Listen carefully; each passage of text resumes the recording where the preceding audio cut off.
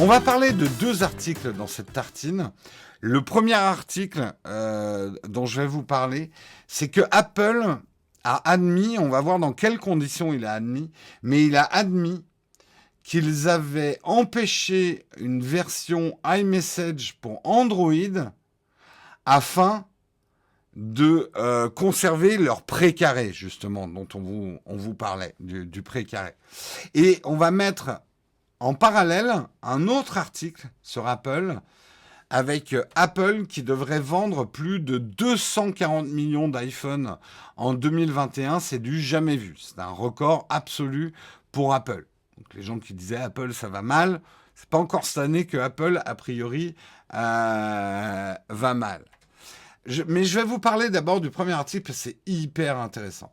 Vous le savez, et je rebondis sur la vidéo d'un collègue, Brandon de Proctor, a fait une vidéo récemment où il se demande est-ce qu'on n'est pas un peu trop indulgent avec Apple. Ce qu'il dit dans sa vidéo, je trouve d'assez intéressant, c'est qu'effectivement, Apple nous enferme dans un écosystème, la fameuse cage dorée d'Apple, nous enferme dans un écosystème et nous empêche d'avoir un esprit critique. Alors, je suis pas tout à fait d'accord avec lui sur le fond de son analyse, mais je trouve que c'est intéressant qu'il l'ait faite. Lui, ce qu'il dit, c'est qu'on pardonne trop de choses à Apple, des erreurs grossières que Apple fait. Il parle notamment du problème de batterie des AirPods Max. Oui, des AirPods Max, qui est vrai, c'est un vrai problème scandaleux à ce prix-là. Et il dit, on est trop indulgent parce que on est tellement enfermé dans l'écosystème Apple qu'on en perd notre sens commun. Je suis en partie d'accord, mais je pense que c'est pas la seule explication. Mais je reviens sur ce qu'il disait sur l'écosystème Apple.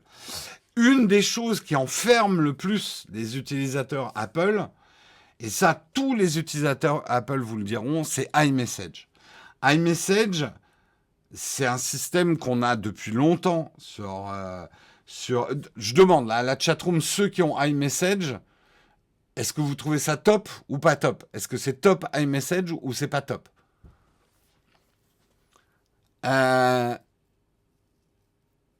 Complètement top. Voilà, tous ceux qui ont iOS, iPadOS, un iPhone, vous diront que iMessage, c'est vraiment le top, quoi. Et ce qu'on apprend, mais le plus intéressant, c'est comment on l'a appris. Vous le savez qu'en ce moment, Apple est en procès avec Epic Games, pour Fortnite. J'ai fait une vidéo là-dessus, je vous invite à la regarder. Qu'est-ce que c'est que cette guerre entre Apple et Epic? Tous les coups sont permis.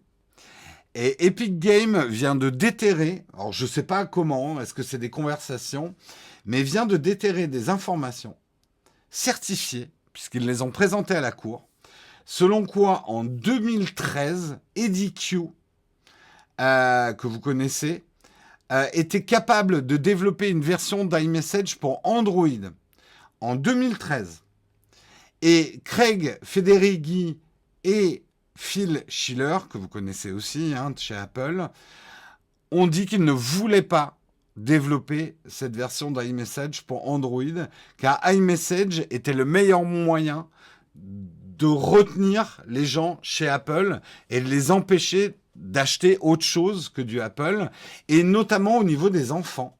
C'est-à-dire qu'une de leurs craintes, c'était que, et en 2013, rappelez-vous, la stratégie d'Apple, c'était des iPhones très chers. Il n'y avait pas encore des iPhones pas chers. Maintenant, il y a des iPhones pas chers. Mais justement, tout se rejoint. En fait, ce qu'avaient exprimé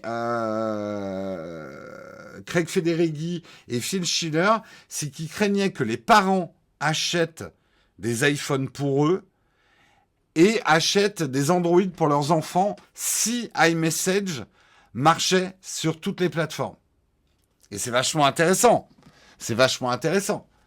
C'est vrai que ça serait un rêve que iMessage soit dispo sur Android. Et là, maintenant, on a la preuve que c'est on le savait, on s'en doutait bien, mais maintenant, on a la preuve que c'est sciemment que Apple a empêché le développement d'iMessage sur Android.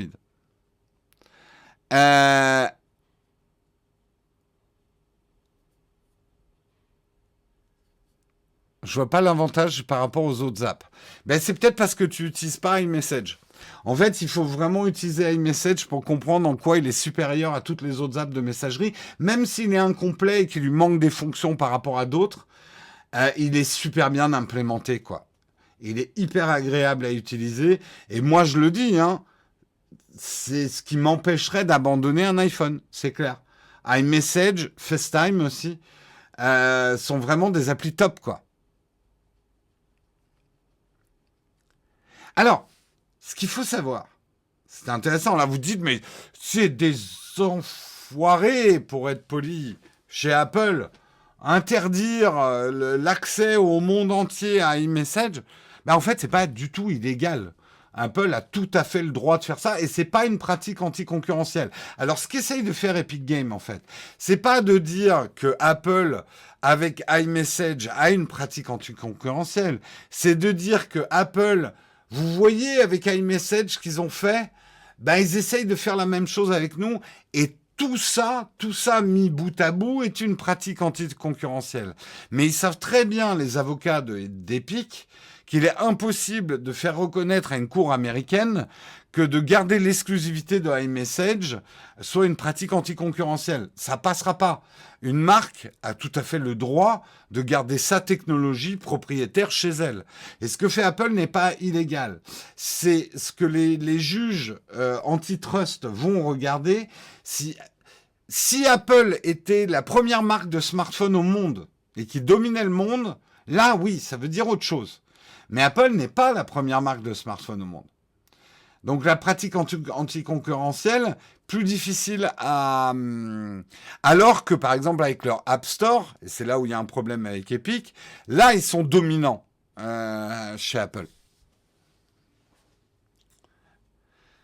Message ne compresse pas les images, pas besoin d'installer une application tierce, tu peux profiter du lu, du vu, ouais, partager énormément de contenu vidéo de manière très fluide.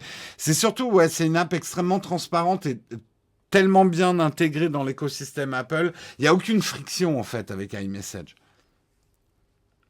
Tu vois pas non plus l'intérêt de iMessage, Hervé, c'est que tu l'utilises pas, je pense, hein.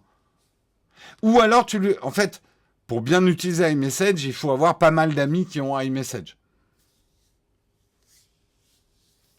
C'est quoi le but d'Epic? Le vrai but d'Epic, c'est pas pour moi, hein, c'est mon analyse.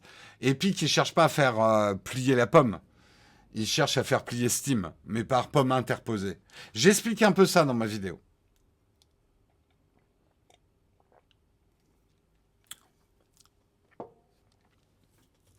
C'est l'intégration dans l'écosystème. D'abord, iMessage, tu l'as sur tous tes objets Apple. Et tes messages, tu vas les avoir de la même forme, complètement pareil. Et tu peux répondre à un message sur ton Mac, après reprendre le message avec ton iPhone. Même la version de Google là qu'ils essayent de faire, je l'ai trouvé pas aussi bien foutu, quoi.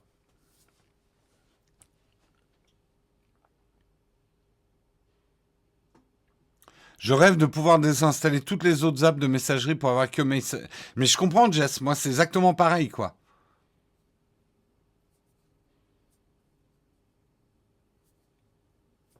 iMessage a le défaut d'être compliqué de passer en mode SMS. Oh, ça va, tu réappuies sur la bulle bleue et tu peux la transformer en bulle verte. Ça, les initiés à iMessage comprennent ce que je veux dire. Les bulles vertes et les bulles bleues.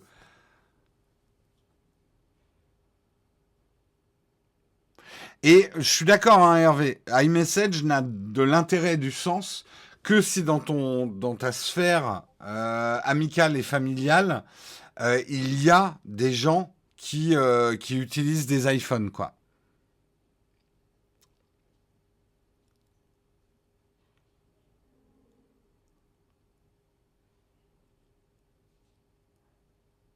Bref, je vois que ça discute beaucoup. Ce qui est intéressant, je veux rebondir et après je vais parler un petit peu avec vous dans le chat.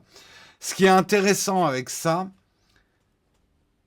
Apple devrait vendre plus de 240 millions d'iPhone en 2021. C'est 40 millions de plus que les pronostics les plus optimistes. C'est un carton absolu de l'iPhone 12. Qu'est-ce qui explique ce succès d'Apple?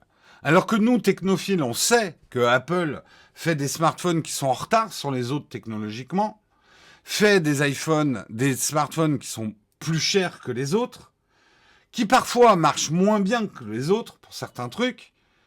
Qu'est-ce qui fait? Et là, je me tourne vers vous. Et effectivement, iMessage, il y avait un indice pour vous aider à trouver. Même si vous détestez Apple, essayez d'ouvrir vos chakras. Et j'aimerais savoir qu'est-ce qui fait. Quel est votre avis? Pourquoi Apple réussit aussi bien? Pourquoi? Alors, l'explication, les gens sont des pigeons, ça suffit pas. Pourquoi les gens sont des pigeons, si vous estimez ça? Pourquoi les gens veulent acheter de l'iPhone?